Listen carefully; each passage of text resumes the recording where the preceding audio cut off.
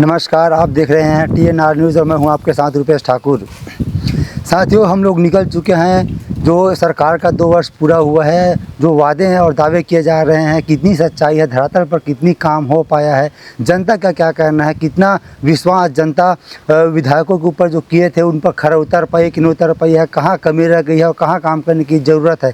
हम ही सब मुद्दों पर आम जनता से चर्चा करते हैं। साथ ही साथ जो वहाँ से प्रतिनिधि, उनसे भी हम चर्चा करते हैं कि किस दिशा में काम चल रही है, कितना विकास हो पाया है और आने वाले समय में जो समय बचा है उनके लिए क्या कुछ विज़न तैयार करके रखे हैं।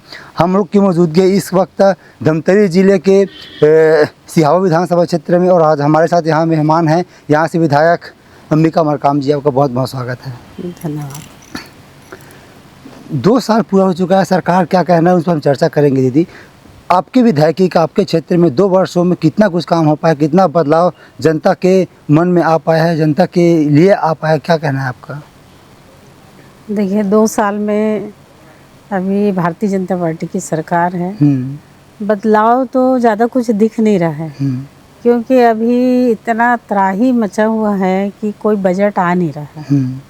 अभी वैसे मेरे क्षेत्र में मेरे द्वारा प्रयास करने पे बहुत सारे काम बजट पे तो आया ज़रूर है, लेकिन तब वो काम सफल होगा जब प्रशासकीय स्वीकृति उसकी मिलेगी और धरातल पर काम दिखेगा, तब वो काम दिखेगा।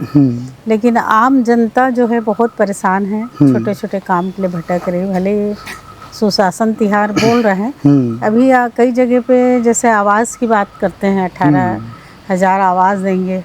सबसे बड़ी बात तो ये कि नगरी नगर पंचायत हो चाहे मगरलोड नगर पंचायत हो, मेरे विधानसभा क्षेत्र का बता रही मैं, वहाँ पर जो बड़े झाड़ का जंगल कह के बहुत से लोगों को आवास नहीं मिल पा रहा। तो आवास कैसे मिलेगा उनको? और अधिकारियों से बात करो तो ये सेंट्रल का मामला है बोलते।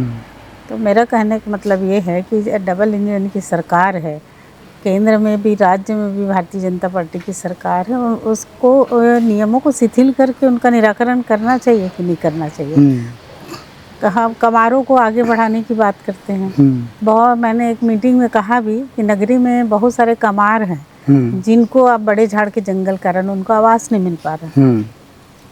उनको आवास दिलाइए, तब तो सफल होगा आपका जो योजना है वो। तो उन्होंने एक ही बात कह दिया कि सेंट्रल का मामला है जी। एक बैठक में मैंने ये भी कहा कि भाई सेंट्रल का मामला है तो 2-2 सांसद जी बैठे हैं, सांसद जी लोग को कहिए आप यहाँ से पत्राचार करें, नियमों को शिथिल करवाएं वहाँ पे केंद्र में बैठ के, तभी तो जनता को लाभ मिलेगा।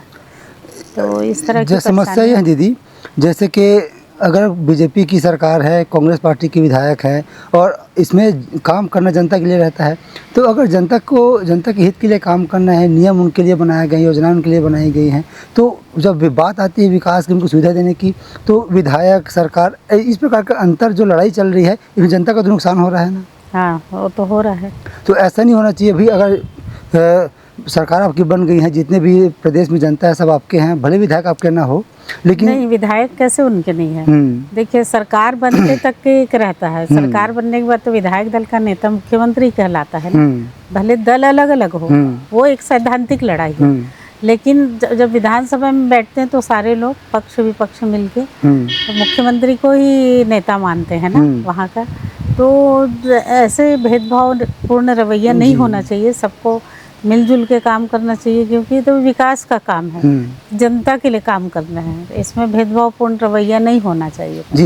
ये जो दोहरी चरित्र दिखाते अपनाते हैं नेता, मुख्यमंत्री बनने के बाद भी सरकार बनने के बाद, तो ये जो प्रकार बहुत सारी योजनाएं बनाया जाता है, तो एक विधानसभा क्षेत्र में अलग उसकी इम्प्लीमेंटेशन होती है, दूसरी विधानसभा में अलग होती है, विधायकों के लिए अलग उनका एक विचार होता है कितना देना, क्या करना है। ये जो भेदभाव जो होता है, ये कितना सही मानते हैं इसको? ये तो दिक्कत तो है मैडम, ये नहीं होता है ना, और भेदभाव होने से दिक्कत भी होता है।